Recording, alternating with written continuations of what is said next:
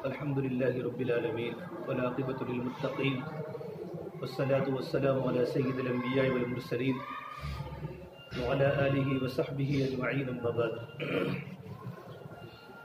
أعوذ بالله من الشيطان الرجيم بسم الله الرحمن الرحيم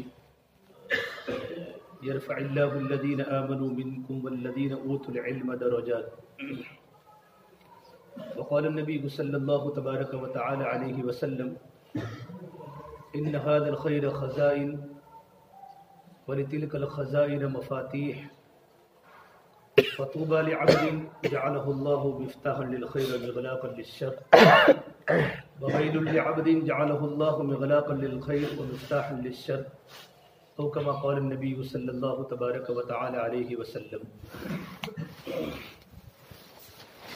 معزز و محترم علماء کرام اور طلباء عزیز، اللہ تبارک و تعالیٰ نے ہمیں جو علم اور جو ایمان دیا ہے، وہ علم اور ایمان یہ اللہ تعالیٰ کی بڑی نعمت ہے. امام غزالی فرماتے رحمۃ اللہ علیہ کہ ساری دنیا کا جو بقا ہے وہ ایمان اور علم پر موقوف ہے. ساری دنیا کا بقا، ساری دنیا کا جو نظام چلے گا وہ ایمان اور علم پر چلے گا. لیکن ایمان کے بھی تقاضے ہیں، علم کے بھی تقاضے ہیں. جب ایمان اپنے تقاضوں کے ساتھ چلتا ہے اور علم اپنے تقاضوں کے ساتھ علم کا استعمال ہوتا ہے تو آدمی کا ایمان بڑھتا ہے اور آدمی کا علم چمکتا ہے. اس لیے کہ وہ فضیلت کے ساتھ ذمہ داری ہے اور ذمہ داری کے ساتھ فضیلت ہے. اللہ نے قرآن کریم میں دو طبقوں کو اللہ نے کہا، یرفع اللہ الذین آمنوا منکم، کہ اللہ تبارک و تعالیٰ ایمان والوں کے درجات کو، ایمان والوں کے بھاؤ کو بڑھاتے ہیں. لیکن ایمان والوں کے اندر بھی خصوصی طور پر اہل علم، جو صاحب علم ہے، جن کے پاس اللہ تبارک و تعالیٰ کا علم ہے، ان کے درجات کو اللہ تعالیٰ زیادہ بلند کرتے ہیں. جو ہوتا ہے جب دلہا تو دلہے کی بنیاد پر شربت بھی ملتا ہے، دودھ کولڈ ڈرنک بھی ملتی ہے، کھارک بھی ملتی ہے، کھجور بھی ملتا ہے. ساری دنیا میں جو چمک ہے وہ علماء کی بنیاد پر ہے، علماء کی بنیاد پر. ایک اللہ والے فرماتے ہیں کہ اللہ تبارک و تعالیٰ نے جس طرح آسمانوں کو اللہ نے جو زینت دی ہے ستاروں سے دی ہے، آسمانوں کا ڈیکوریشن ستاروں سے ہے، وَزَيَّنَّا السَّمَاءَ الدُّنْيَا بِمَصَابِيحَ. اس طرح اللہ تعالیٰ نے قرآن کریم کو جو سجایا ہے وہ تقوی کی آیات سجایا ہے. جگہ جگہ پر تقوی تقوی تقوی تقوی، بعض مرتبہ تو ایک ایک آیت میں 2 مرتبہ تقوی. یا ایھا الذین آمنوا اتقوا اللہ ولتنظر نفس ما قدمت لغد واتقوا اللہ. تو اللہ نے پورے قرآن کو اللہ نے تقوی سے سجایا ہے. ایمان کامل ہوتا ہے تو زندگیوں میں تقوی آتا ہے، اور علم جب زندگی میں آتا ہے تو علم کا اثر یہ ہوتا ہے کہ آدمی کی زندگی میں تقوی آتا ہے.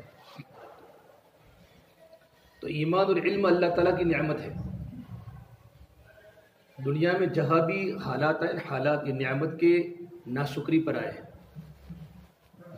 تو میں اور آپ علم اور ایمان کی قدر کریں.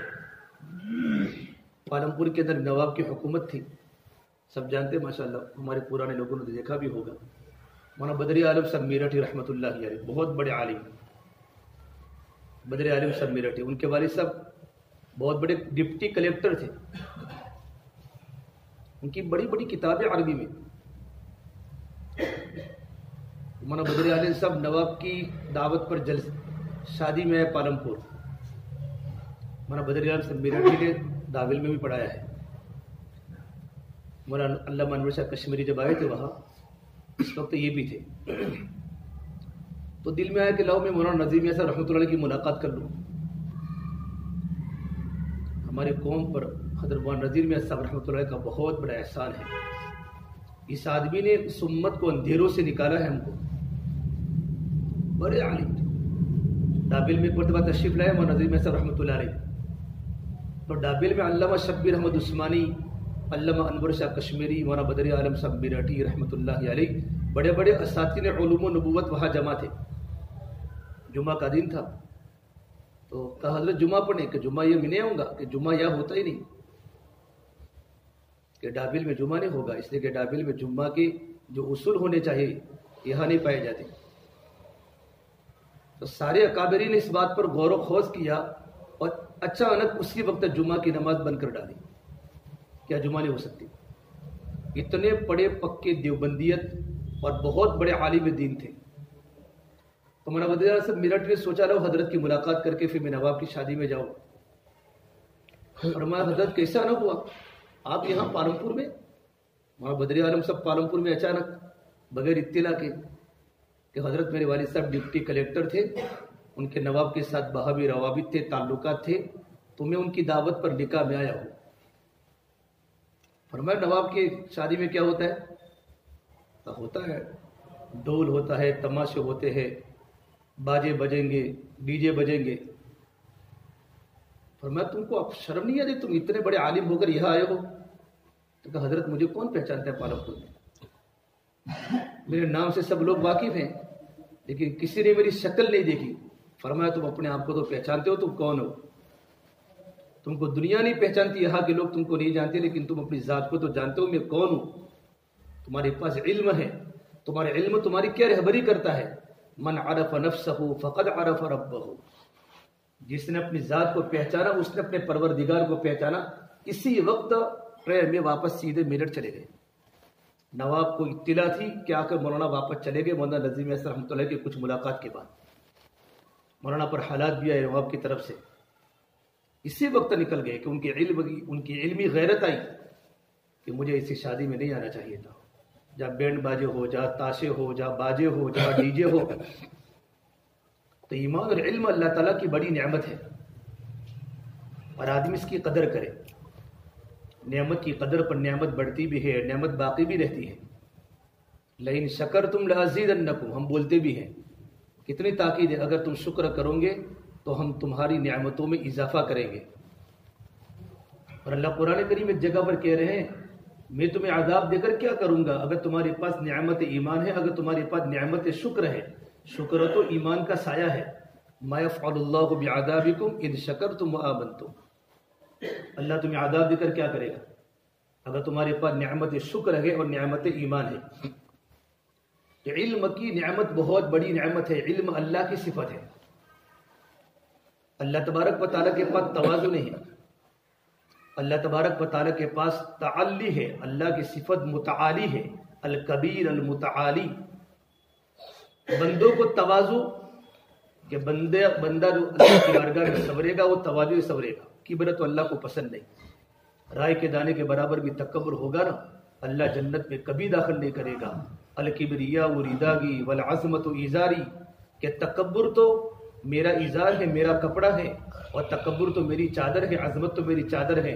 فمن نازعتنی منہ شیئا ادخلتہ فی النار ولا ابالی، اور جو میری صفت تکبر کو جو کھینچے گا نا میں اس کو جہنم کے حوالے کر دوں گا، اور مجھے اس کی کوئی پرواہ نہیں۔ اللہ کو تواضع پسند ہے۔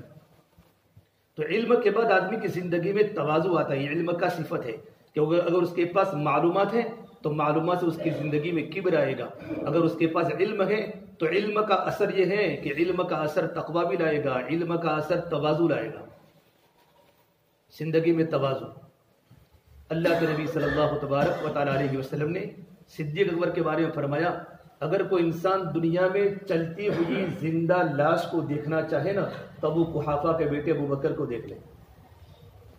اتنی زندگی میں تواضع تھی، اتنے علم کے باوجود۔ اللہ کے نبی کے بعد سب سے بڑا درجہ صدیق اکبر کا اس امت میں۔ علم کتنا تھا، عالم آدمی تھے، بہت بڑا علم اللہ نے دیا تھا کہ سب سے زیادہ علم کو جاننے والے ابو بکر ہے۔ لیکن جتنا علم زیادہ آئے گا اتنی زندگی میں تواضع آئے گی، جتنا علم زیادہ آئے گا اس کا یہ اثر ہوا زندگی میں تقوی آئے گا۔ تو نعمت کی بارے ہم قدر کریں، علم کی اور ایمان کی۔ اللہ کے نبی نے اپنی دعاؤں میں اللہ سے یوں کہا ہے اللہم انا نعوذ بک من زوال نعمتک وتحول عافیتک، یا اللہ میں نعمت کے زائل ہونے سے پناہ مانگتا ہوں۔ یہ بات اللہ کے نبی کی دعاؤں میں ہمیں ملے گی کہ اللہ نے کسی کو اچھی نماز پڑھانے کا موقع دیا، اللہ نے کسی کو علم دیا ہے، اللہ نے گہرا رسوخ علم بھی دیا ہے، اللہ نے اس کی زندگی عملی دی ہے، اللہ نے کسی کو بات کرنے کا اچھا سلیقہ دیا ہے، تو آدمی اس کی حفاظت کرے شکر کے طور پر۔ نعمت کی حفاظت ہوگی شکر کے ذریعے سے، ورنہ نعمت اچانک ظاہر ہو جاتی ہے۔ اور کتنوں کے پاس نعمتیں تھی، آج ہوٹلوں کے مالک ہوٹلوں میں کاروبار کر رہے ہیں کہ پڑھنے کے زمانے میں ان کا نام تھا، اول نمبر بیٹھتے تھے۔ اللہ اول نمبر سے کام نہیں لیتے، اللہ تو تواضع والوں سے کام لیتے ہیں۔ ہمارے سامنے تجربہ بھی ہے اور ہم سیرت پڑھتے ہیں کہ اللہ نے کام کن لوگوں سے لیا، کہ اللہ نے کام ان لوگوں سے لیا کہ جن کی زندگی میں تواضع تھا، جن کی زندگی میں ادب تھا اور جن کی زندگی میں عاجزی تھی۔ تو نعمت کا شکر بھائی بہت ضروری ہے۔ اللہ نے جب کسی نبی کو نعمت دی ہے، نبوت دی ہے، تو اللہ نے ہر نبی سے شکر کا کیا کیا؟ تقاضا کیا۔ موسیٰ علیہ السلام کو اللہ نے توریت دی، موسیٰ علیہ السلام کو اللہ نے نبوت دی، رسالت دی، توریت دی اور کلیم اللہ بنایا، تو اللہ نے موسیٰ علیہ السلام شکر کا تقاضا کیا۔ قال یا موسیٰ انی اصطفیتک علی الناس برسالاتی وبکلامی فخذ ما آتیتک وکن من الشاکرین، کہ موسیٰ ہم نے آپ کو منتخب کیا، استفا، ہم نے آپ کو منتخب کیا ہے، آپ کو سیلیکٹ کیا ہے رسالت کے لیے، نبوت کے لیے، اور ہم نے آپ کو کلیم اللہ بنایا ہے۔ فخذ ما آتیتک، لو کتاب ہاتھ میں پڑھو اور میرے شکر گزار بندوں میں شامل ہو جاؤ، وکم من الشاکرین، یعنی بہت سارے شکر گزار بندے ہیں میرے پاس، میرے اس میں تم بھی شامل ہو جاؤ۔ اور اللہ کے نبی کو بھی اللہ نے کہا بل اللہ فاعبد وکم من الشاکرین، نبی جب اللہ تبارک و تعالیٰ کی عبادت کیجئے اور آپ شکر گزار بندوں میں شامل ہو جائیں۔ شکر گزاری بہت بڑی نعمت ہے۔ جب ہوا تعاون، یہ بھی جو تعاون کی بیماری جو دنیا میں پھیلی ہے، تعاون تو اس سے زیادہ خطرناک ہوتا ہے، اور جب کسی کو ہوتا ہے تعاون تو اس کو برداشت نہیں ہوتا۔ ملک شام میں جب تعاون امواس پھیلا، ملک شام میں تعاون امواس، ہزاروں صحابہ اس کے شکار ہوئے ہیں اور ہزاروں صحابہ کی قبریں تعاون میں بنی ہیں، بڑے بڑے کبارے، بڑے بڑے علماء صحابہ۔ عمر بن عاص نے دیکھا یہ ناپاک بیماری آئی ہے، ناپاک بیماری، یہ لکھا ہے روایت میں جملہ، تو اعلان کیا لوگوں اپنے اپنی وادیوں میں اور پہاڑوں کے غاروں میں گھس جاؤ، جب بھی بیماری آئی تو اپنے اپنے گھروں میں گھس جاؤ، پہاڑوں کی وادیوں میں، پہاڑوں کی غاروں میں چھپ جاؤ، یہ اعلان کیا۔ تو ایک صحابی شرحبیل بن حسنہ ہے، مدینے کے مفتی صحابی ہے، کہاں عمر بن عاص نے غلط بات کہی، اس لیے کہ میں اللہ کے نبی صلی اللہ تبارک و تعالیٰ علیہ وسلم کے پاس سے میں نے بہت بڑا علم لیا ہے، یہ پرانا ہو، اور جس وقت میں نے ایمان قبول کیا اس وقت عمر بن عاص تو میرے کچر سے بھی زیادہ برے تھے، یعنی کافر تھے، ایمان قبول نہیں کیا تھا۔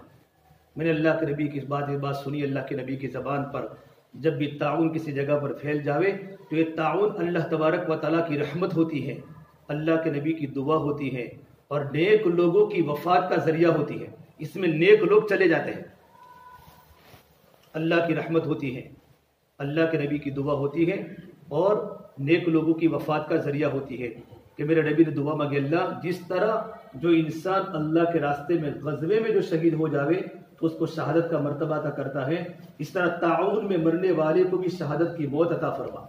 تو میرے نبی کی دعا ہے، اللہ کی رحمت ہے، اللہ کے نبی کی دعا ہے اور پہلے نیک لوگوں کی وفات کا ذریعہ ہے۔ جب ایک کلام کیا تو معاذ بن جبل کھڑے ہو گئے کہ اللہ تعالیٰ اس بیماری میں میرے خاندان کو زیادہ حصہ عطا فرما۔ معاذ بن جبل مدینے کے مفتی، میرے نبی نے فرمایا میری امت میں سب سے زیادہ حلال و حرام کو جاننے والے معاذ بن جبل ہے، اعلمہم بالحلال والحرام معاذ بن جبل، اور کل قیامت کے میدان میں علماء کا جھنڈا معاذ بن جبل کے ہاتھ میں ہوگا۔ فوراً دعا مانگی ہے، بڑے صحابی مدینے کے مفتی ہیں۔ جب اللہ کے نبی جب مدینہ منورہ میں واپس آئے سن ہجری 11 میں حج کر کے، تو اہل یمن نے تقاضا کیا ہمیں معاذ دے دو تاکہ ہمارے سامنے قرآن و حدیث کی روشنی میں ہماری تعلیمی رہبری کر سکے، معاذ کو مانگا۔ تو جب معاذ بن جبل کو میرے نبی نے روانہ کیا یمن کی طرف، ہے نا مشہور روایت کہ قرآن پر فیصلہ کرنا، اگر یہ بات نہ ملے تو حدیث پر فیصلہ کرنا، اور حدیث میں اگر یہ بات نہ ملے تو امت کے علماء کا جو اجماع ہو اس پر فیصلہ کرنا، اگر اجماع بھی نہ ہوتا ہو تو قیاس کر کے فیصلہ کرنا، یہ ہماری حنفیوں کی پکی روایت ہے، اجتہاد میں، تقلید میں۔ ہم اصول فقہ میں پڑھتے ہیں اللہ کے نبی نے سارے کے سارے صحابہ کرام کو روانہ کیا اللہ کے راستے میں تعلیم و تبلیغ کے لیے مسجد سے، لیکن معاذ بن جبل کو چھوڑنے کے لیے آپ 8 میل تک پیدل چلے ہیں۔ یہ مدینے کے مفتی کا مقام ان کے دل میں تھا کہ اس سے امت کو بہت نفع ہوگا، تعلیمی میدان میں بھی، تبلیغی میدان میں بھی۔ معاذ بن جبل راکب رسول اللہ صلی اللہ علیہ وسلم تحت راحلتہ، کہ معاذ تو سوار ہیں اور اللہ کے نبی ان کے کجاوے کے پیچھے پیچھے چل رہے ہیں، پیچھے پیچھے، اور اللہ کے نبی ہدایات فرما رہے ہیں، معاذ یہ کرنا ہے، معاذ یہ کرنا ہے، معاذ یہ کرنا ہے۔ تمام صحابہ کرام میں ایک وہ صحابی ہیں جن کو میرے نبی نے ان کے سامنے محبت کا اظہار کیا، یا معاذ واللہ انی لأحبک یا معاذ، اللہ کی قسم معاذ میں تم سے بہت محبت کرتا ہوں۔ کہ معاذ کسی بھی فرض نماز کے بعد یہ دعا پڑھنا کبھی مت چھوڑنا، اللہم اعنی علی ذکرک و شکرک و حسن عبادتک، یا اللہ تو میری مدد فرما تیرے ذکر پر، تیرے شکر پر اور حسن عبادت پر، تو مجھے تیرا تعاون فرما۔ یہ دعا معاذ بن جبل کو محبت کا اظہار کر کے بتائیے، یہ فرض نماز کا دعا پڑھنا کبھی مت چھوڑنا۔ تو ہدایت کی بات کر رہے ہیں، اخلاص کے بعد معاذ تھوڑا بھی عمل کرنا اخلاص کے لیے، کہ تھوڑا کا عمل بھی اخلاص کے لیے کافی ہے۔ پھر اخیر میں ایک بات فرمائے، معاذ یمن جا رہے ہو، ایاک والتنعم، اپنے آپ کو عیش پرستی سے بچانا، فإن عباد اللہ لیسوا بالمتنعمین، اللہ کے نیک بندے عیش پرستی کو بالکل پسند نہیں فرماتے۔ یوں کر کے معاذ کو روانہ کیا۔ جب مدینے کی سرحد آئی تو آپ نے جملہ کہا، معاذ جب تم واپس آؤ گے، عسى الا تلقاني بعد عام هذا ولعلك تمر بمسجدي وقبري هذا، معاذ جب تم واپس آؤ گے تو تم کو تمہارے نبی کی زیارت کا موقع نہیں ملے گا، یا تو تم کو میرے نبی کی مسجد ملے گی، تمہارے نبی کی مسجد کی زیارت ہوگی، یا تو قبر کی زیارت ہوگی۔ کتنا کہنا تھا، معاذ رو پڑے، بکا معاذ جشعا لفراق رسول اللہ صلی اللہ علیہ وسلم، اتنے روئے کہ آپ پر غشی طاری ہو گئی۔ علماء نے لکھا ہے صحابہ کی سب سے بڑی قربانی اللہ کے نبی کی صحبت کو چھوڑنا ہے، اور اللہ کے نبی کی سب سے بڑی قربانی بیت اللہ کو چھوڑنا ہے۔ بیت اللہ کو چھوڑنا نبی کی قربانی ہے۔ صحابہ کے بچوں کو چھوڑنا آسان ہے، صحابہ کو بیوی کا چھوڑنا آسان تھا، لیکن نبی کی صحبت، چونکہ نبی کے صحبت سے علوم ملتے تھے، ایک ہے دین صحبت کا، ایک ہے دین محنت کا۔ صحبت کا دل بھی ضروری ہے، محنت کا دل بھی ضروری ہے۔ یہ علماء کی جماعت ہے، ہمیں بزرگوں سے صحبت بھی لینی ہے، اور بزرگوں سے اور اپنے استادوں کی صحبت کے بعد ہمیں محنت کا دل اختیار کر کے امت میں علم کو تقسیم بھی کرنا ہے۔ یہ ہماری ذمہ داری ہے، نحن مسئولیہ، یہ ہماری ذمہ داری بنتی ہے، ہم دنیا میں علم کو تقسیم کریں۔ آپ نے معاذ کو، جب معاذ پر غشی طاری ہو گئی نا تو آپ رونے لگے، معاذ کو دیکھ کر آپ پر آنسو آئے، لیکن آپ نے اپنا چہرہ مدینے کی طرف کیا۔ فلما اقبل بوجهه نحو المدینہ، معاذ کا چہرہ یمن کی طرف تھا، اور میرے آقا نے مدینے کی طرف دیکھ کر فرمایا، لا تبکی یا معاذ ان اول الناس بی المتقون من كانوا وحیث كانوا، معاذ تو مت رو، کل قیامت کے میدان میں سب سے زیادہ قریب مجھ سے وہ آدمی ہوگا جس کی زندگی میں تقوی ہوگا۔ کہ تقوی تو علماء کی خاص صفت ہے، تقوی احتیاط کے ساتھ زندگی گزارنا۔ بہت سارے کام ہمارے جائز ناجائز ہیں، بہت سارے کام ہمارے جائز علماء کے لیے ناجائز ہے۔ بے کھڑے ہو کر بازار میں پانی پینا جائز کے گناہ جائز ہے، علماء کے شان کے مناسب نہیں ہے۔ کہ علماء تو سنبھل کے قدم رکھیں گے۔ عمر فاروق رضی اللہ تعالیٰ عنہ، ایک صحابی فرماتے ابو دجانہ کہ میں عمر فاروق کے گھر کے آگے سے نکلا، دیکھا عمر فاروق گھر کی دہلیز پر بیٹھے ہیں، گھر میں نہیں۔ میں 1-2 گھنٹے کے بعد جب میں ریٹرن ہوا اسی گلی میں سے تو میں امیر المومنین کو دیکھا، وہ باہر دہلیز پر بیٹھے ہیں۔ امیر المومنین کیا ماجرا ہے؟ میں دیکھا، جاتے وقت تک آپ یہاں بیٹھے ہیں، یابن و ذہابن، آتے و جاتے میں آپ کو دیکھ رہا ہوں کہ آپ باہر بیٹھے ہیں، آپ گھر میں کیوں نہیں بیٹھے؟ گرمی کا موسم ہے۔ کہ میں کیا کروں، میری بیٹی یعنی اللہ کے نبی کی بیوی حضرت حفصہ گھر پر آئی ہوئی ہے، اور میری بیوی گھر پر موجود نہیں ہے، میں نہیں چاہتا میں اپنی بیٹی کے ساتھ اکیلا گھر میں رہوں۔ یہ ہے زندگی میں تقوی اور زندگی میں احتیاط۔ بقول مولانا ابراہیم رضی اللہ عنہ برکاتہم کہ تقوی تو انسان کو احتیاط سکھائے گا چلنے کا۔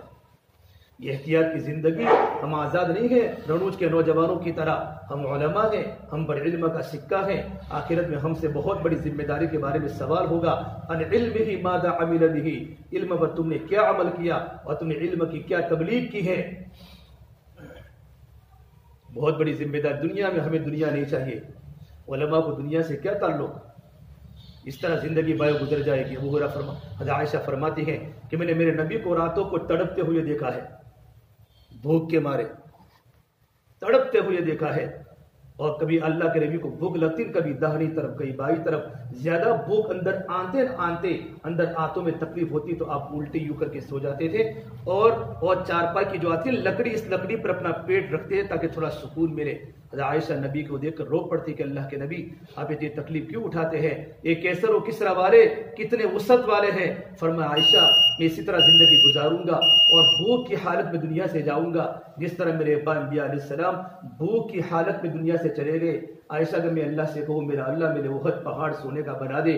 مجھ سے آفریں ہوئی ہیں کہ جبل قبیس اور احد پہاڑ سونے کا بنا لوں. اے میری بیوی عائشہ اگر تو چاہتی تو آسمان سے میں سواری تیرے اٹھا سکتا تھا، صبح شب جنت کے کھانے مجھے مل سکتے تھے، لیکن نہیں، مجھے اللہ نے عالم بنا کر بھیجا ہے، مجھے اللہ نے نبی بنا کر بھیجا ہے. اور نبوت کی شان نہیں ہے تنعم میں پڑھنا، نبوت کی شان ہے علم کی شان سادگی اختیار کرنا.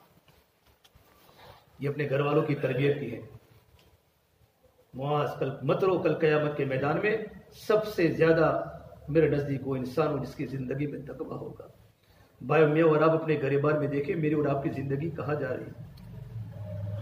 تو فرمایا اللہ یہ تعاون کی بیماری ہے، اس میں میرے گھر میں زیادہ حصہ عطا فرما، میرے گھر والوں کو وافر حصہ، جملہ وافر حصہ عطا فرما.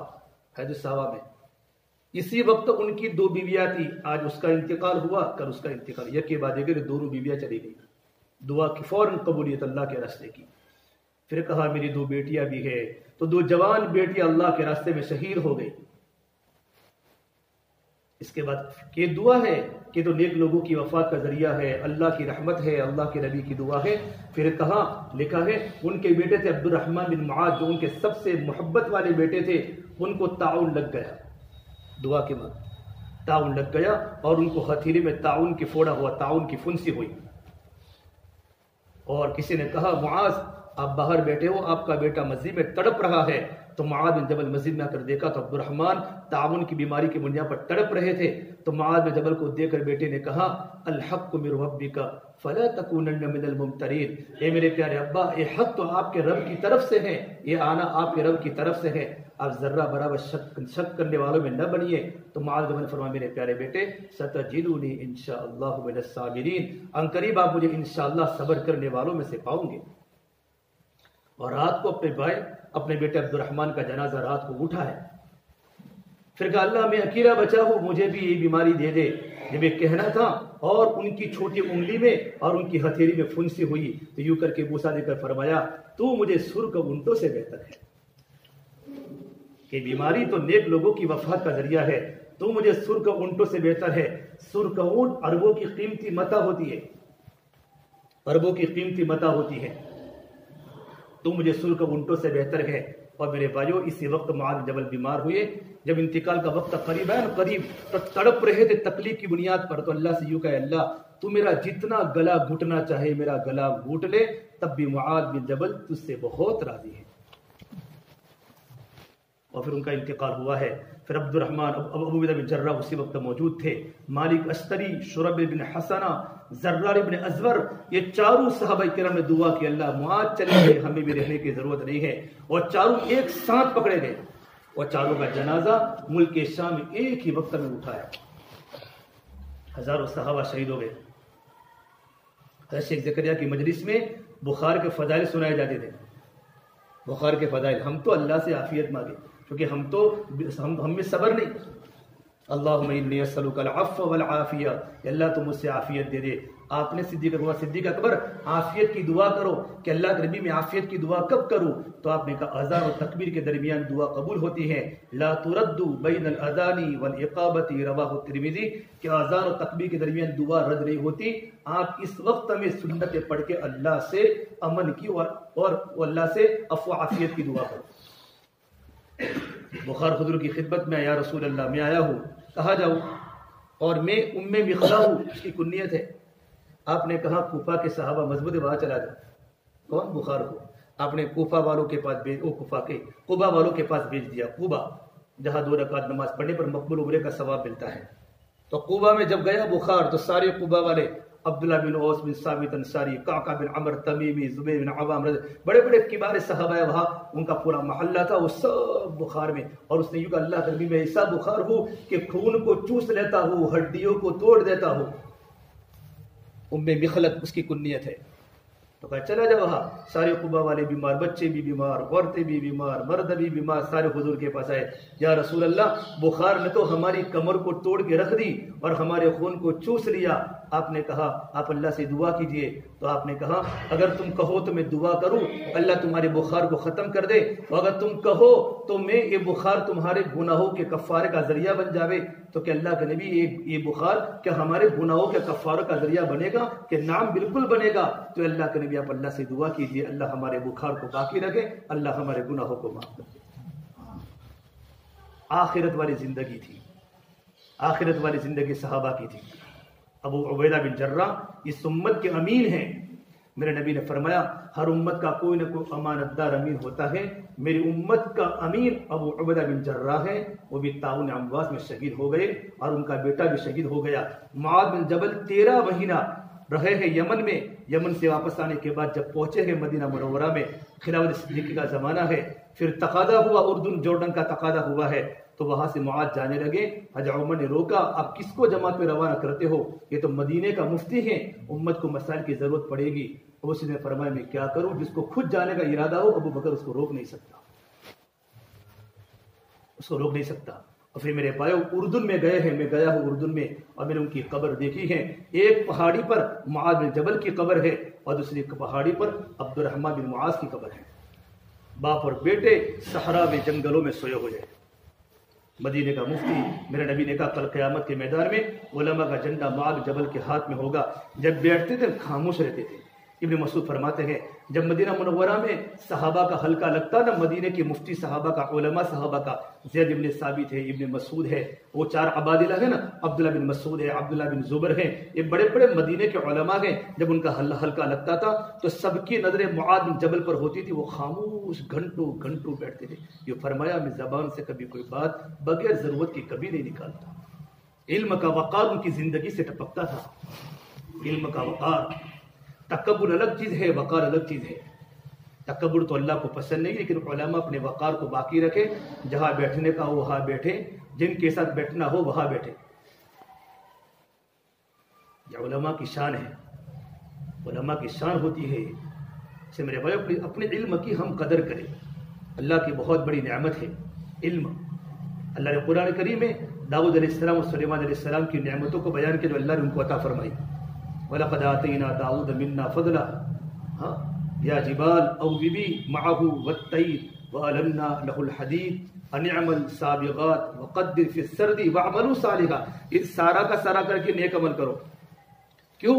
تم کاروبار کرتے ہو نا، اللہ نے جو تم کو دیے نعمتیں، انی بما تعملون بصیر۔ پھر سلیمان کا تذکرہ کیا ہے، ہم نے تم کو کیا کیا دیا، بنی سلیمان ذرہ غدوها شهر ورغواها شهر وأسلنا له عين القطر، تانبا پگھلا ہوا۔ ومن الجن، جنات تابع ہیں، ومن الجن من يعمل بين يديه بإذن ربي ومن يزغ منهم عن أمرنا نذقه من عذاب السعير۔ یہ جناتوں کو کافر کا يعملون له ما يشاء من محاريب وتماثيل، تصویریں، وجفان كالجواب وقدور الراسيات۔ یہ ساری نعمتیں گنانے کے بعد اللہ نے کیا کہا، اعملوا آل داود شکرا۔ آل داؤد تم اللہ کی نعمتوں کا شکریہ ادا کرو جو ہم نے تم کو دی ہے۔ آل داؤد ہم نے جو تم کو جو نعمت ہے اس کا شکریہ ادا کرو۔ علماء نے لکھا ہے تفسیر قرطبی میں، ایک حکم آنے کے بعد داؤد علیہ السلام کے گھرانے میں ہمیشہ ایک مرد اللہ کے راستے میں جہاد میں ہوتا تھا، اور ایک مرد ہمیشہ ان کے گھر میں عبادت میں، کوئی قیام میں، کوئی رکوع میں، کوئی سجدے میں ہوتا تھا، کیونکہ اللہ نے اس کے بعد اپنے بندوں کی کارگزاری سنائی ہے۔ یعملوا آل داود شکرا وقلیل من عبادی الشکور۔ میرے بہت ہی کم بندے ہیں جو شکر گزار ہیں۔ قلیل کے معنی تھوڑا، قلیل ان کی تنوین تقلیل کے لیے، من تبعیض کے لیے، وقلیل من عبادی الشکور، میرے بہت ہی کم بندے ہیں جو شکر گزار ہیں، بہت ہی کم بندے۔ ایک مدینہ کا بدوی حضرت عمر کے زمانے میں طواف کر رہا ہے بیت اللہ کا، طواف کرتے کرتے اس نے اللہ سے دعا کی، اللہم اجعلنی من اقلۃ، اللہ تو مجھے کم لوگوں میں سے بنا دے، اقلہ قلیل کی جمع، اللہ تو مجھے کم لوگوں میں سے بنا دے۔ حضرت عمر فاروق کا دوسرا چکر ہے، بدوی کا 7واں چکر ہے۔ حضرت عمر نے کہا بھائی تو کیا دعا کر اللہ مجھے کم لوگوں میں سے بنا دے، تیری دعا سمجھ میں نہیں آئی۔ پھر کہا جب تک میرا طواف مکمل نہ ہوئے تب تک تو یہاں سے مت ہٹنا۔ حضرت عمر کا طواف جو مکمل 7 چکر پورے ہو گئے، 2 رکعت نماز پڑھنے کے بعد پوچھا بھائی کیا دعا تھی تیری؟ کہ ام المومنین میں گھر پر بیٹھا بیٹھا سورہ سبا کی تلاوت کر رہا تھا، اور اس آیت پر پہنچا اعملوا آل داود الشکر وقلیل من عبادی الشکور، کہ میرے بہت ہی کم بندے میری نعمتوں کے شکر گزار ہیں۔ تو میں اللہ سے یہ دعا کرتا ہوں کہ اللہ تم مجھے ان کم لوگوں میں سے بنا دے جو تیرے شکر گزار ہیں۔ اللہم اجعلنی من قلۃ۔ حضرت عمر فاروق نے اپنے ساتھ فرمایا دیکھو یہ بدوی تو عمر سے بڑا عالم ہے، یہ بدوی تو عمر سے بڑا عالم ہے۔ اس سے علماء نے لکھا ہے تمام کے تمام صحابہ قرآن کریم کی آیتوں کے حافظ تو نہیں تھے، لیکن قرآن کریم کی آیتوں کے محافظ تھے۔ قرآن کی شان کے مطابق ان کی زندگی اترتی۔ میرے بھائیو دنیا کے نقشوں میں ہمارا دھیان نہ ہو، نہیں، ہم عالم ہیں۔ ہمارے ماں باپ نے کھیتیوں میں مزدوری کر کے مجھے اور آپ کو پڑھایا ہے، ابھی ہم نے راحتیں دیکھی ہے۔ پوچھو میرے ماں باپ کو جا کر، ہمارے ماں باپ کو جا کر کھیتوں میں مزدوریاں کر کے ہمیں چھاپے اور کاپوسی اور رتن پور ہم کو پڑھایا ہے، کیا گھر کے حالات تھے میرے بھائیو، اور ہم عالم بننے کے بعد ماں باپ ہی کو بھول جاوے۔ امام شافعی رحمۃ اللہ جب بڑے عالم بنے نا، ماں نے بنایا تو رات کے وقت ماں کے پاس آتے تھے، اور ماں کے ہمارے 4 بھائی ہیں، تینوں بھائی ہمارے عالم نہیں ہیں تو ہم ان کی طرف نہ دیکھیں، میں ماں تیری خدمت تو میں کروں گا، کیونکہ میرے ماں کے حقوق میں نے پڑھے ہیں۔ لا تقل لهما اوف ولا تنهرهما واخفض لهما جناح الذل، کیا قرآن کریم کی تعبیر ہے، واخفض لهما جناح الذل، تم ماں باپ کے سامنے ذلیل بن جا، پس جا، مٹ جا ماں باپ کے سامنے۔ قرآن کریم کی آیتوں پر ہم عمل کریں۔ امام شافعی رات کا وقت ہوتا تھا اپنے ماں کے پیروں کو چومتے تھے اور اپنی ماں کے پیروں کو چاٹتے تھے۔ ماں فرماتی بیٹا انت امام العرب والعجم، تو عرب اور عجم کا امام ہے، تو میرے پیروں کو چاٹتا ہے۔ فرماتے ماں میں تمہارے پیروں کو نہیں چاٹتا، میں نے میرے نبی کا علم پڑھا ہے کہ میں تمہارے پیروں کے نیچے جنت کی نعمتوں کو چاٹ رہا ہوں، کہ اللہ نے میری ماں کے پیروں کے نیچے اللہ نے جنت بنائی ہے۔ جو علوم پڑھے تھے کہ علوم کا محل ہمارے سامنے ہے، کہ علوم کا محل ماں باپ ہے، علوم کا محل اپنے ساتھی ہیں۔ عمر فاروق رضی اللہ تعالیٰ عنہ زندگی کا رخ جب دین کی طرف ہوا، زندگی کا رخ دین کی طرف ہوا ہے، تو کیا زندگی عمر فاروق کی بنی ہے۔ آج عمر فاروق کہا کرتے تھے میرے بھائیو، حالانکہ عمر فاروق لوگوں کا یہ خیال تھا کہ خطاب کا گدھا، ان کے ابا کا نام خطاب ہے، کہ خطاب کا گدھا تو ایمان قبول کر سکتا ہے، لیکن خطاب کا بیٹا عمر کہ کبھی ایمان قبول نہیں کرے، جو نبی کو قتل کرنے گئے۔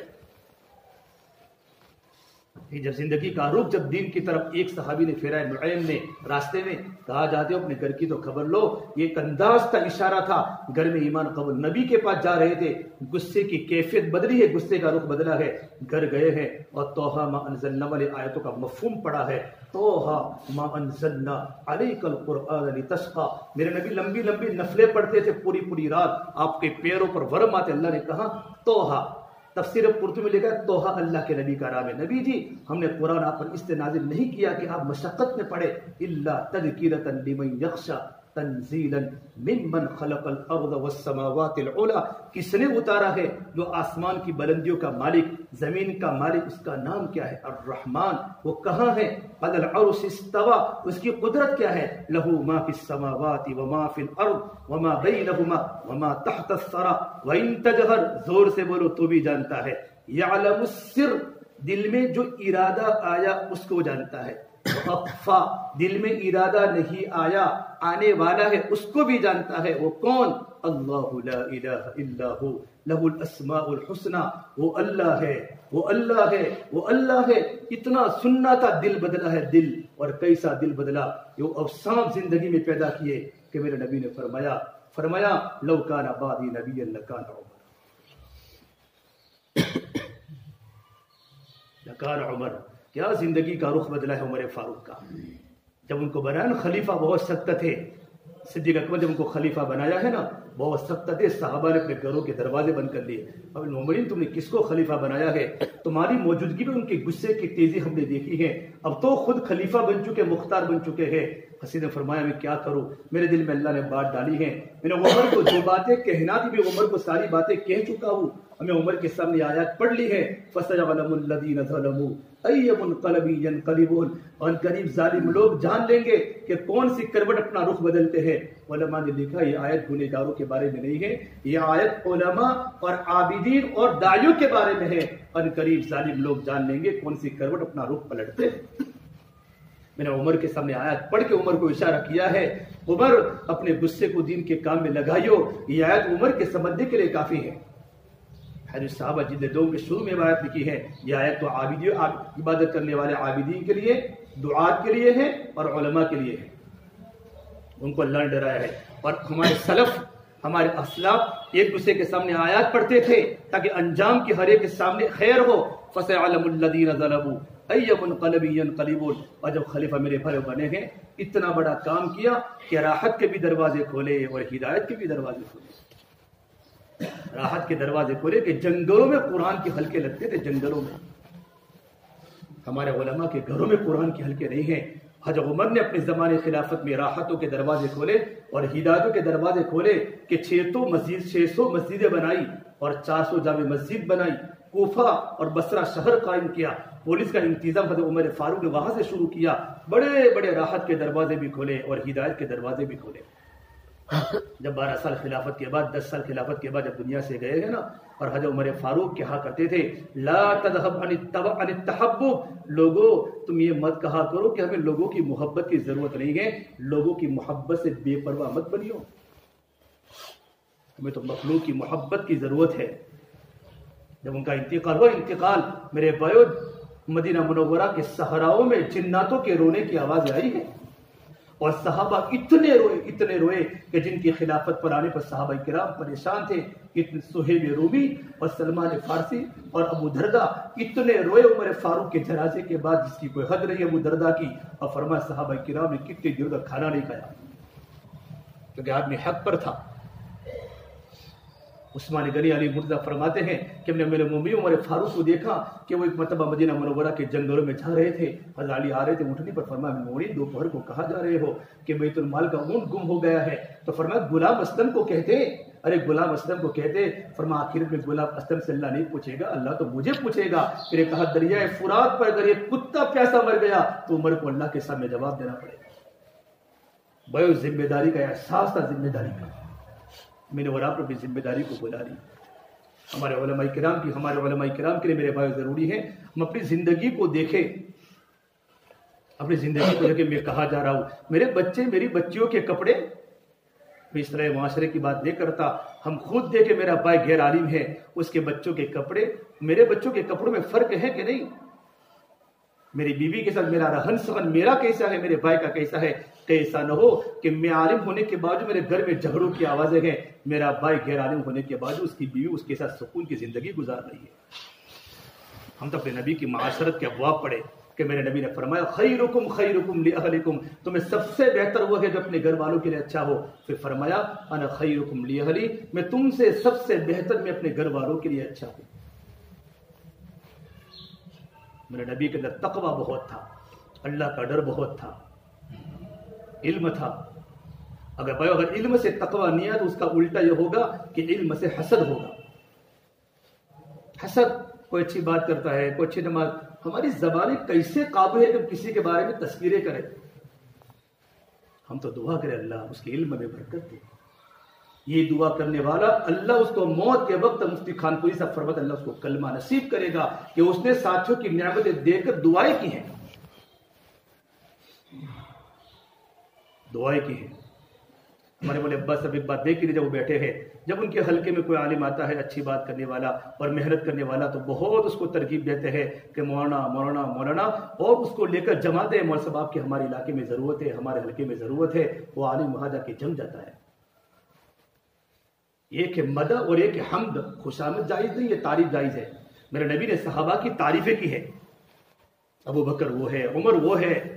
ہاں تعریف کرنا گناہ نہیں. وہ حدیث ہے مشکات کی کہ جو انسان کسی کے سامنے تعریف کرے تو اس کے منہ میں مٹی ڈالو، وہ سمجھنے کی ہے. تعریف کا اگر تعریف نہ کرو تو امت ٹوٹ جاوے. تم بیٹے کی تعریف نہ کرو بیٹا ٹوٹ جاوے. بیٹے کی بیٹا تو کیسا اچھا پڑھتا ہے، بیٹا تو کیسا اچھا کھانا کھاتا ہے. ارے شوہر کو بیوی کی تعریف کرنی پڑتی تب جا کر بیوی گھر میں چلتی ہے. بھائی تعریف تو ضرورت ہے. اور ایک روایت بتاؤ کنز العلماء کی، وجہ المؤمن مدح المؤمن فی وجہہ ربا ایمانہ. مدح المؤمن فی وجہہ ربا ایمانہ. کسی ایمان والے کی اس کے منہ کے سامنے تعریف کرنا اس سے اس کا ایمان بڑھتا ہے. لیکن ہمیں پتا ہو کہ سامنے والے کی تعریف کرنے سے آدمی پھولتا ہے اور وہ تعریف کا قابل نہیں. پھر تعریف کرنا خوشامد، جیسے لوگوں کی عادت ہے خوشامد کرنی کمیٹی والوں کی، آپ تو ماشاءاللہ آپ تو یہ ہے نا، آپ تو یہ، اور آپ آئیں تو یہ ہوا. ہمیں کیا ضرورت ہے؟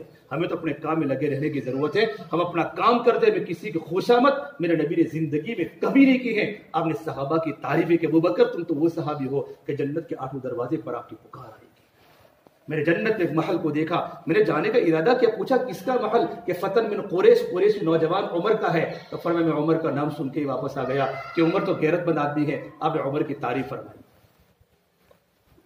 ہم بھائیو ہمارے سامنے اللہ کے نبی کی، ہم روزانہ کچھ مطالعہ کریں، تفسیر کا مطالعہ کریں، سیرت کا مطالعہ کریں، ہم تاریخ اور ہسٹری کا مطالعہ کریں، اور زمانے کے حالات کا علماء کرام کے سامنے علم ہو کہ ابھی زمانہ کہاں جا رہا ہے اور امت کو کس کی ضرورت ہے. دعوت تبلیغ کی محنت کو مقدم رکھ کر علماء کو سارے کام کرنے ہیں. اس محنت کو چھوڑنا نہیں ہے. دعوت تو ہمارا مغز ہے. بیان میں نے پڑھا کہ علم کی صفت تعلی ہے، اس کا ہاضمہ دعوت ہے. وَإِذْ قَالَ مُوسَىٰ لِقَوْمِهِ يَا قَوْمِ لِمَ تُؤْذُونَنِي وَقَدْ تَعْلَمُونَ انی رسول اللہ علیکم جمیعا. اتنا بڑا جلالی نبی یوں کہہ رہا ہے، اے میری قوم تم مجھے تکلیف کیوں پہنچاتے ہو حالانکہ تم جانتے ہو میں اللہ کا رسول ہوں. حضرت نوح یوں کہہ رہے ہیں رب انی دعوت قومی لیلا ونہارا فلم یزدہم دعائی الا فرارا وانی کلما دعوتہم جعلوا اصابعہم فی آذانہم واستغشوا ثیابہم واسروا واستکبروا استکبارا ثم انی دعوتہم جہارا ثم انی اعلنت لہم واسررت لہم اسرارا. وہ اللہ کے سامنے سورہ نوح میں اللہ کو اپنا گلہ بیان کرتے ہیں. کیا تواضع ہے، کیا دعوت کی بے قراری ہے، اور کیا امت کی بے چینی ہے. بھائی نبی تو داعی تھے، داعی تھے. ان کی زندگی میں امت کا درد و غم تھا. دعوت کی مبارک محنت کے ساتھ ساتھ زمانے کی رفتار پر امت کو ہر طبقے میں چلانے کی کوشش کرے. ہمارے دعوت کے ساتھی تو وہ اپنے دعوت کے اصولوں پر چلیں گے، لیکن علماء دعوت کے اصولوں کی رعایت کے ساتھ ساتھ امت کو ایجوکیشن کی ضرورت ہے. ہم ایجوکیشن امت کو بتائیں گے، ان کی رہبری کریں گے کہ ہمارے قوم کا نوجوان IPS آفیسر بنے، ہمارے قوم کا نوجوان پولیس میں آوے، ہمارے قوم کا نوجوان ڈاکٹر بنے، ہمارے قوم کا نوجوان انجینئر بنے، ہمارا قوم کا نوجوان لو جان کر وکیل اور جج بنے. یہ امت کی ضرورت ہے. اب دینداری کے ساتھ ہمیں امت کی صحیح رہبری کرنی ہے، لیکن دعوت کو مقدم کے ساتھ.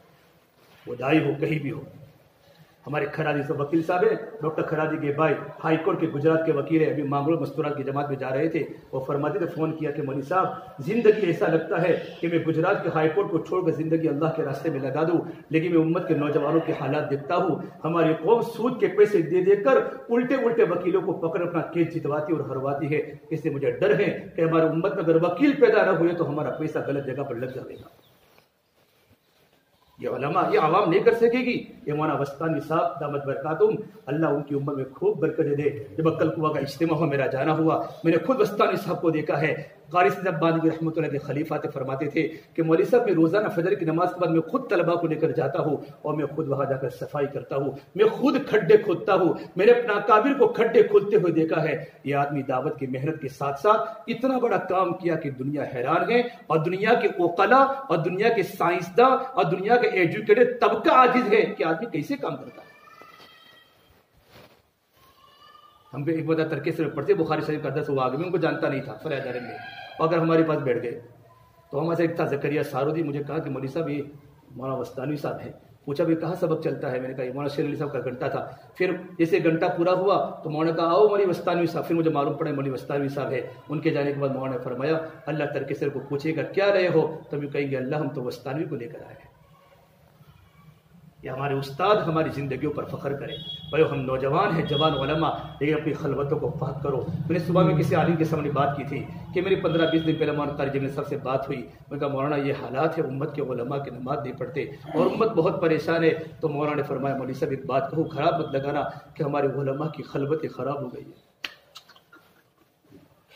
ہمارے علماء کی خلوتیں خراب ہو گئی ہے. ہمارے علماء موبائلوں کے شکار ہو چکے ہیں، ان کے دل بگڑ چکے ہیں. کبھی اللہ دنیا میں اپنی مددوں کو ظاہر نہیں کرے گا جب امت کا مقتدی مجمع اور امت کے ٹیچر اور امت کا جو اوپر کا جو طبقہ ہے جب تک وہ دین کی لائن پر نہیں آئے گا. فرمایا امت کبھی بھی دین کے راہوں کو دیکھ نہیں سکتی. اپنی زندگیوں کو مجھے اور آپ کو پائے بدلنے کی ضرورت ہے. روزانہ ہم جانے ہم کتنا قرآن کی تلاوت کر رہے ہیں، ہمارا معمول قرآن کا کیا ہے، ہماری معمولات کی کتنی پابندی ہے. بلکہ بھائیو ہم تو کتنی سنتیں چھوڑ دیتے ہیں. عصر کے پہلے کی سنتیں ہمیں علم ہے غیر موقدہ ہے، ہم نے کبھی اہتمام نہیں کیا. ہمارے ننھے میاں منظر بھوپالی بہت بڑے اللہ والے گزرے ہیں بھوپال میں، جن کا ایک آخری فرد لاک ڈاؤن میں اللہ کے پیارے ہو گئے، ان کا خاندان ختم ہو گیا. بڑے اللہ والے تھے. ان کی مجلس میں عصر کی سنت غیر موقدہ کی باتیں شروع ہوئی، اس کے فضائل بیان کرنا شروع ہوئے. ایک مرید نے کھڑے ہو کر کہا حضرت اس کی کیا بات کرتے ہوئے، تو غیر موقدہ ہے، یہ تو غیر موقدہ ہے. فرمایا مجھے معلوم ہے عصر کے پہلے کی 4 رکعت سنت غیر موقدہ ہے، لیکن تیرا لہجہ کفریہ ہے، تیرا انداز کفریہ، تیرے نبی کی سنت کی ناقدری کی ہے. ہاں ہمارے لیے مستحبات علماء کے لیے بڑے ہیں. من تہاور بسنتی فقد عوق بحربان الفرائض. امت سنت کو ہلکا سمجھے گی نا تو فرائض سے محروم اللہ کر دے گا، اور فرائض سے اگر ہلکا سمجھے گی اللہ اپنی معرفت سے امت کو محروم کر دے گا. آگے امام غزالی فرماتے ہیں اس کی موت کلمے کے ساتھ کبھی نہیں آ سکتی. اس سے میرے بھائی وقت ہو چکا ہے، ہم اپنی زندگی کو بدلنے کی کوشش کریں، اللہ سے مانگے میں بھی آپ کی طرح ایک محتاج ایک انسان ہوں، فقیر ہوں. میرے بھائیو ہم سب مل کر ایک کام کریں، اپنے خود کے گھروں کی زندگی میں دین داخل کرے اور اپنے خود کی زندگی میں اللہ کا تقوی اور اللہ کا ڈر پیدا کرے، اور ماشاءاللہ محنت کرتے کرے اپنی بستی میں کوئی کسی پر حسد نہ کرے. حسد علماء، آج ہی میں نے پڑھا ایک مفتی سعید صاحب کی کتاب، پتہ نہیں کس کی کتاب وہ ندائے شاہی میں ایک مولانا کا ایک مضمون اس میں لکھا تھا اگر علماء میں حسد نہ ہوتا بمنزلۃ الانبیاء تو علماء انبیاء کے مقام پر ہوتے. علماء تو انبیاء کے مقام پر ہوتے. ہم کسی کی نعمت پر ہم جھیرے کیوں؟ اللہ اس کو بھی دے، اللہ مجھے بھی دے. ہم تو دعا کریں ہمارے یہاں کے بچے ان کے مستقبل ایسے بنے کہ ان کو دیکھ کر ملک اٹھ رہے ہو. اللہ اٹھانے والا ہے، یؤتی الحکمت یؤتی الفضل من یشاء. اللہ جس کو اپنا فضل دے دے.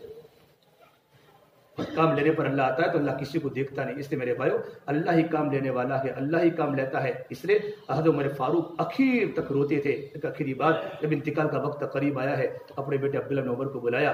عبداللہ میری پیشانی کو سر پر رکھ لے، سر پر رگڑ. ان کے بیٹے نے حضرت عمر کی پیشانی کو اپنے گھٹنے پر رکھا تو کہا وہی حق تیرا برا ہو، ایسا مت کر، میرے سر کو زمین پر رکھ اور اپنے رخسار کو زمین پر رگڑ کر یوں کر کے فرمایا ویل لک یا عمر ان لم یغفر لک ربک.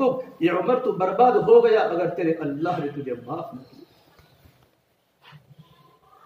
روتے روتے میرے بھائیو اتنا ایمان زندگی میں کبھی عدل کیا ہے، عدل کبھی ظلم نہیں کیا، لیکن کتنا موت کا ڈر ہے.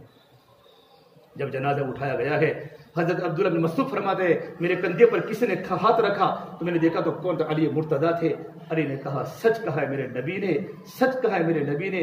میں نے ہزاروں بار سنا ہے میرے نبی کی زبان پر جب آپ داخل ہوتے تھے تو داخل ہوا دخلت انا ابو بکر و عمر، خرجت انا ابو بکر و عمر. میں نے ہزاروں بار میرے نبی کی زبان پر سنا ہے ابو بکر عمر ابو بکر عمر. یہ قبر میں سونے کے حقدار عمر فاروق ہی تھے. میرے بھائیوں اپنی زندگی کو بدلنے کی کوشش کرے، اللہ وقت لگاوے. بہت بڑا کام آپ لوگ کر رہے ہیں. علماء اس وقت بہت پریشان ہے میرے بھائیوں. علماء کی حالت تو اللہ ہی جانتا ہے، ان کی زندگی کے گزران کیسے گزر لگے ہیں.